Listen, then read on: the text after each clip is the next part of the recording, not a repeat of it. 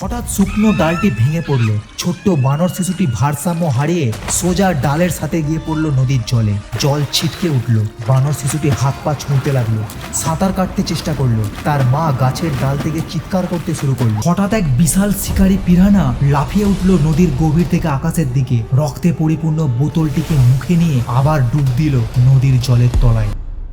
আমাজনের বিশাল ঘন জঙ্গল। সকালে সূর্যের আলো কেবল জঙ্গলের ওপরিভাগে পড়েছে। বড় বড় গাছপালা, লতাগুল্ম, কুয়াশা আর অন্ধকার ভেজা গন্ধ মিশে জঙ্গলের গাছের নিচে এক গা ছমছমে পরিবেশ সৃষ্টি করছে। দুপাশে ঘন জঙ্গলের মাঝখান দিয়ে বয়ে চলেছে অ্যামাজন নদী। নদীর জলের ওপর দূর থেকে ভেসে আসছে এক বিশাল কাঠের নৌকা। নৌকাটিতে বসে আছেন এক বৃদ্ধ জেলে, নাম মাতে। মাতের চোখে মুখে বয়সের ভাঁজ, তীক্ষ্ণ অভিজ্ঞতার দৃষ্টি। সে এই নদীতে মাছ ধরছে গত 30 বছর। নদী মাতের কাছে অপরিচিত নয়। তার নৌকা নদীর জলের এক বিশেষ জায়গায় এসে থামল। মাতে নৌকা থেকে জাল তুলে ছুঁড়ে দিল নদীর গভীরে। হঠাৎ দুপাশের জঙ্গল অদ্ভুতভাবে নড়তে শুরু করলো। ঝাঁকে ঝাঁকে পাখির দল জঙ্গলের ভিতর থেকে উড়ে গেল আকাশের দিকে। গাছগুলো একসাথে কাঁপতে শুরু করলো, যেন কোনো কিছু তীব্র গতিতে জঙ্গলের ভিতর থেকে নদীর দিকে ছুটে আসছে। মাতের চোখে মুখে এক অদ্ভুত অস্বস্তি, বুকের ভিতর এক অজানা ভয়। সেই নৌকায় দাঁড়িয়ে চারিদিকে তাকালো। হঠাৎ সে শুনতে পেল এক ভয়ঙ্কর ডাক। প্রথমে এক, তারপর শত।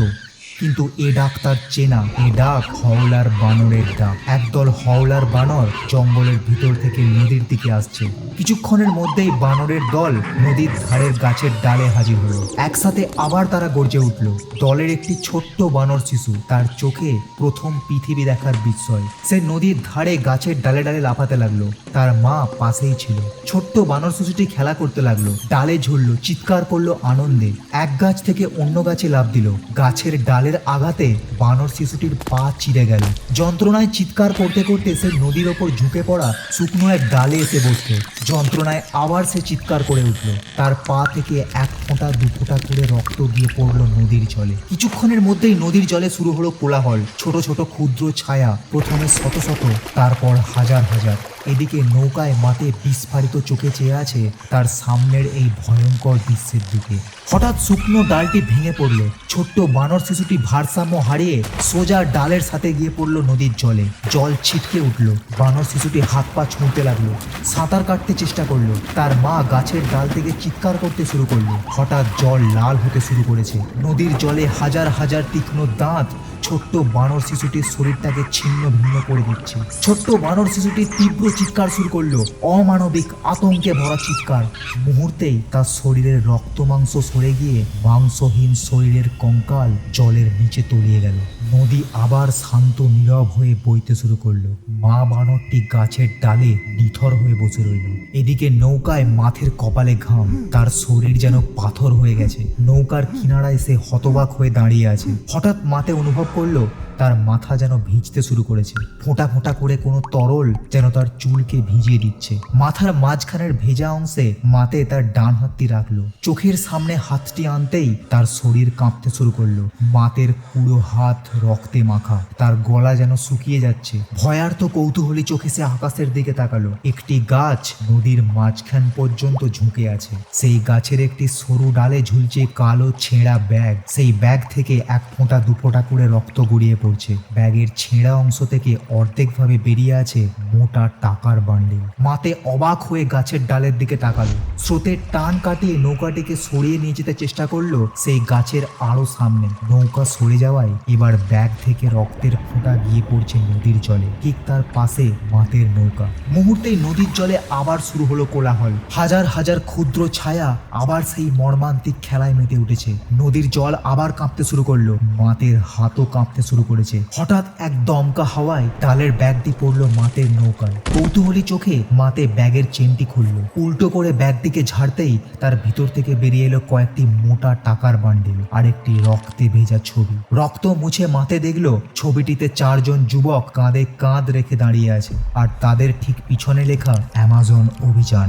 মাতের মনে অনেক প্রশ্ন, কৌতূহল। কিভাবে গাছের ডালে এই ব্যাগ এলো? কেন এই ব্যাগে এত রক্ত? কেন তার ভেতর রয়েছে এত টাকা? কারই বা ছিল এই ব্যাগ? ছবিতে কেই বা এই 4 জন যুবক? কি বা হয়েছে তাদের সাথে? কৌতূহলী এই সমস্ত প্রশ্ন নিয়ে মাতে নদী থেকে তার জাল তুলে নিল। নৌকা ঘুরিয়ে এসে রওনা দিল বাড়ির পথে। কিছু দূর যাওয়ার পর হঠাৎ তার নজরে পড়ল একটি ক্ষতবিক্ষত ভেজা শরীর নদীর পাড়ে গাছের ডালে আটকে আছে। ভাটায় নদীতে জল কমে যাওয়ায় শরীরটা যেন উবু হয়ে নদীর জলের দিকে ঝুঁকে রয়েছে। মাতে দ্রুত এগিয়ে গিয়ে দেহটিকে টেনে নৌকায় তুলল।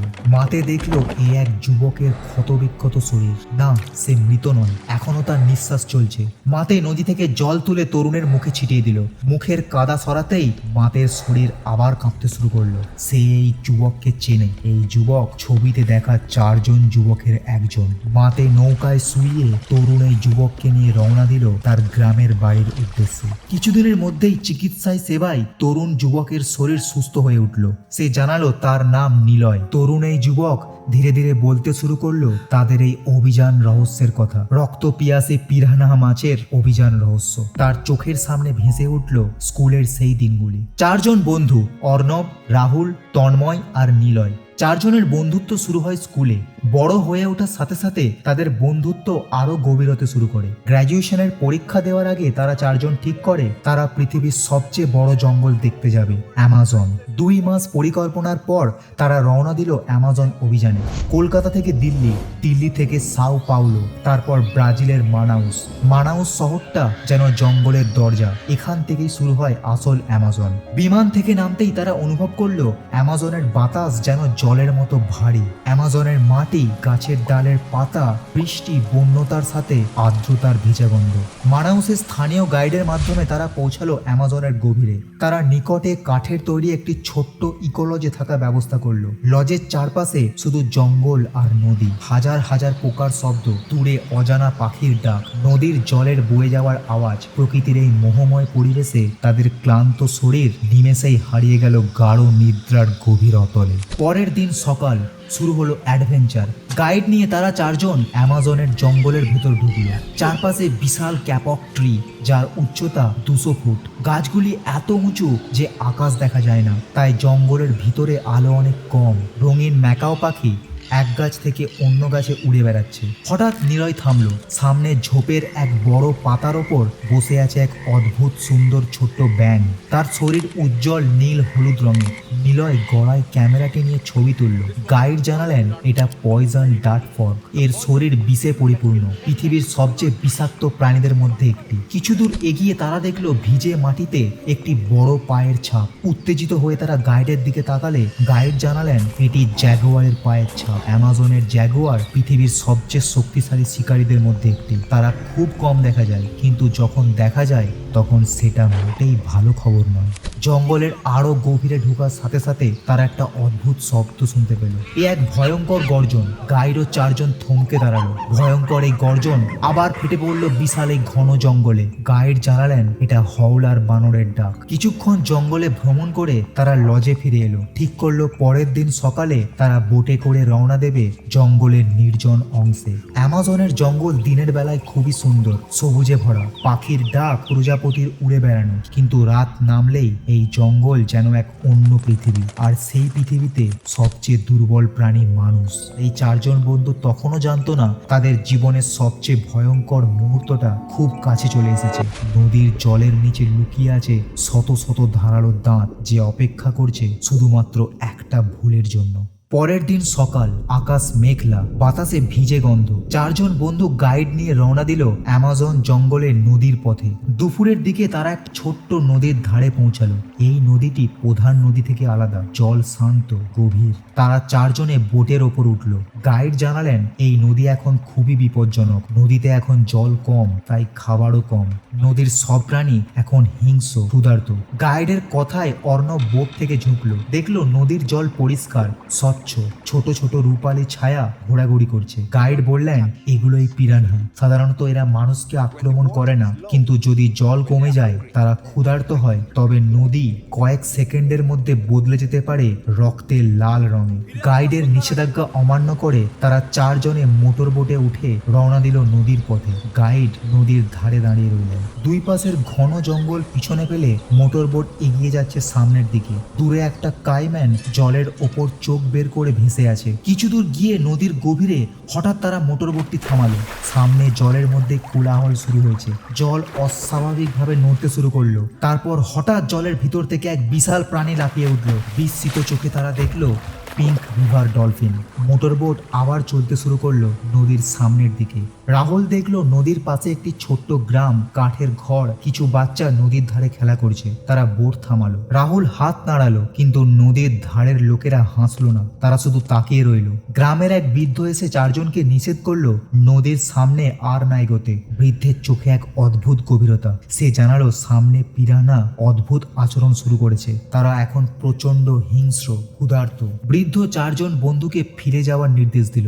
হঠাৎ আকাশ ঢেকে গেল কালো মেঘে। মুহূর্তেই শুরু হলো বৃষ্টি। অ্যামাজনের জঙ্গলে বৃষ্টি খুব দ্রুত আসে, আর যখন হয় তখন তার তীব্রতা খুবই বেশি হয়। অনেক সময় বিপদের অনেক আগেই নিয়তি আমাদের সতর্ক করে, ছোট ছোট সংকেত দেয়, কিন্তু মানুষ প্রায়ই সেই সংকেতগুলো উপেক্ষা করে, কারণ মানুষ ভাবে সে সবকিছু নিয়ন্ত্রণ করতে পারে। আর এই 4 জন বন্ধু ঠিক সেই ভুলটাই করতে যাচ্ছিল।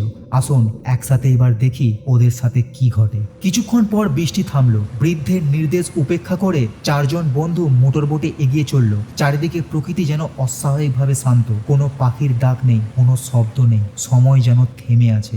রাহুল হঠাৎ বোটের ওপর বসে নদীর ঠান্ডা জলে তার পা ঝুলিয়ে দিল। বোট ধীরে ধীরে সামনের দিকে এগিয়ে যাচ্ছে। রাহুলকে দেখে তন্ময়ও এগিয়ে এলো বোটের সামনের দিকে। সেও ঠান্ডা জলে পা ঝুলাবে। হঠাৎ বোটের পাটাতনে তার পা চিড়ে গেল, রক্ত বেরিয়ে এলো। কাটা ক্ষতস্থান খুবই ছোট। নদীর ঠান্ডা জলে পা ডুবালে ক্ষতস্থানটি আর ফুলবে না। এই ভেবে তন্ময় বোটের সামনে এগিয়ে এসে বোটের এক পাশে রাহুলের মতোই তার দুপা নদীর জলে ডুবিয়ে দিল। 1 সেকেন্ড, 2 সেকেন্ড, মুহূর্তেই জল ফেটে উঠল। প্রথমে শত শত, তারপর হাজার হাজার, তার আবার সেই ক্ষুদ্র কালো ছায়া কোলাহল সৃষ্টি করেছে। হাজার হাজার ধারালো দাঁত তন্ময়ের পা যেন ছিঁড়ে নিচ্ছে। জল ফেটে পড়ল। তন্ময় যন্ত্রণায় আর্তনাদ করে উঠল। রাহুল পা তুলে নিয়ে তন্ময়ের দিকে দৌড়ে এলো। সঙ্গে সঙ্গে নৌকা হেলে গিয়ে তন্ময় পড়ে গেল নদীর জলে। রক্ত জলে পড়ে পিরানা পাগল হয়ে গিয়েছে। তন্ময়ের চিৎকার জঙ্গলে প্রতিধ্বনিত হচ্ছে। 3 জনে তাকে টেনে তোলার চেষ্টা করলো, কিন্তু তখন অনেক দেরি হয়ে গেছে। জলের নিচে হাজার হাজার ধারালো ব্লেড, দাঁত নিমেষে তন্ময়ের শরীরটাকে ছিন্ন ভিন্ন করে দিল। জল রক্তে লাল হয়ে উঠল। তন্ময়ের শরীরের মাংসহীন কঙ্কাল নিমেষেই তলিয়ে গেল নদীর জলের গভীরে। রাহুল, অর্ণব, নিলয় 3 জনের নিথর হয়ে দাঁড়িয়ে রইল বোটে। 3 জনের চোখে জল। তারা দ্রুত নৌকা ঘুরিয়ে লজে ফিরে এলো। রাত্রে কেউ ঘুমাতে পারলো না। দিনের ভয়ঙ্কর নৃশংসতা তাদের মনকে যেন জাঁকড়ে রেখেছে। কিছুতেই তারা মানতে পারছে না তন্ময়ের মৃত্যু, প্রকৃতির এই নৃশংসতাকে। পরদিন সকাল, সূর্যের আলো জানলা দিয়ে ঢুকে 3 জনের ঘুমন্ত মুখে পড়ছে। তারা 3 জনের চোখ খুলল, দেখলো সকাল হয়ে গেছে। হঠাৎ তাদের দরজায় টকা। রাহুল এসে দরজা খুলে দেখলো গাইড দাঁড়িয়ে আছেন। গাইড জানালেন তিনি সমস্ত ঘটনা শুনেছেন। এই সময়টা পিরানহাদের প্রজননের সময়, তাই পিরানহা এখন আরো আক্রমণাত্মক। নদীতে রক্ত পড়লেই নদী যেন ক্ষুধার্ত হয়ে যায়। 3 জনে ঠিক করলো পরদিন সকালেই তারা অ্যামাজন ছেড়ে চলে যাবে। এই অভিযান এখানেই সমাপ্ত। কিন্তু সেই রাতেই ঘটল দ্বিতীয় ট্র্যাজেডি। আকাশ হঠাৎ ঢেকে গেল কালো মেঘে। শুরু হলো তুমুল ঝড়, মুষলধারে বৃষ্টি। বৃষ্টির প্রভাবে নদীর জলে বিশাল স্রোত দেখা দিয়েছে। ধীরে ধীরে জলে ভরে উঠছে জঙ্গলের অধিক অংশ। এরই মাঝে হঠাৎ লজের বাইরে থেকে ভেসে এলো এক ভয়ঙ্কর আর্তনাদ। রাহুল শব্দ শুনে বাইরে বেরিয়ে এলো। দেখলো দূরে নদীর স্রোতে কেউ ভেসে যাচ্ছে। রাহুল দৌড়ে গেল। ঘাটের কাছে গিয়ে বিস্ফারিত চোখে সে দেখলো তাদের গাইড, সে কোনোভাবে জলে পড়ে ভেসে যাচ্ছে। তার শরীর ক্ষতবিক্ষত। রাহুল নদীর ধারে গিয়ে নিচু হলো, হাত বাড়িয়ে তুলতে চেষ্টা করলো গাইডকে। তারপর রাহুলের হাত ফসকে গেল। ঘাড়ের মাটি ধসে গিয়ে রাহুলও গিয়ে পড়লো নদীর জলে। জলের প্রবল স্রোতের টানে রাহুল আর গাইড দুজনেই তলিয়ে গেল অ্যামাজনের গভীর নদীর জলের অতলে। চিৎকার শুনে অর্ণব, নিলয়ও দৌড়ে এলো, কিন্তু ততক্ষণে অনেক দেরি হয়ে গেছে। নিলয় অর্ণবকে জানালো বৃষ্টি আরো বাড়ছে, তাদের কাঠের লজ আর বেশি সময় সুরক্ষিত হবে না, এখনই এখান থেকে বের হতে হবে। ইতিমধ্যে লজের কাঠের নিচ দিয়ে জল ঢুকতে শুরু করলো। পড়লো। আরো মুষলধারে বৃষ্টি নেমে এলো। তারা সিদ্ধান্ত নিল এই মুহূর্তেই তারা এখান থেকে রওনা দেবে। নিলয় তার ক্যামেরাটি গলায় পড়লো। অর্ণব ভ্রমণের অবশিষ্ট টাকা আর বন্ধুত্বের শেষ স্মৃতিচিহ্ন 4 জনের একটা ছবি ব্যাগে ভরে মোটর বোটে উঠল। অন্ধকার ঝড় দুর্যোগের এই ভয়াবহ রাতে নদীর উত্তাল জলে মোটর বোট এগিয়ে চলেছে। নিলয় ক্যামেরার টর্চটি জ্বালালো, তার সাথে ক্যামেরাও অন হলো। মোটর বোট দ্রুত গতিতে সামনের অন্ধকার চিরে এগিয়ে চলেছে। হঠাৎ মোটর বোটে এক জোর ধাক্কা। নিলয় বোট থামালো। ক্যামেরার আলোয় দেখলো জলের নিচে হাজার হাজার ধারালো দাঁত। ঝড় জলের এই রাতে নদীর মাঝখানে নিলয় আর অর্ণবের মোটর বোট দাঁড়িয়ে। কিছুক্ষণের মধ্যেই মোটর বোটে এলো আবার ধাক্কা। ধাক্কার আঘাতে দ্রুতগামী মোটর বোটটি সজোরে গিয়ে ধাক্কা মারল পাথরে। ধাক্কার বেগে নৌকা থেকে অর্ণব ছিটকে গেল পাথরের গায়ে। পাথরের আঘাতে তার মাথা ফেটে রক্ত বেরোতে শুরু করলো।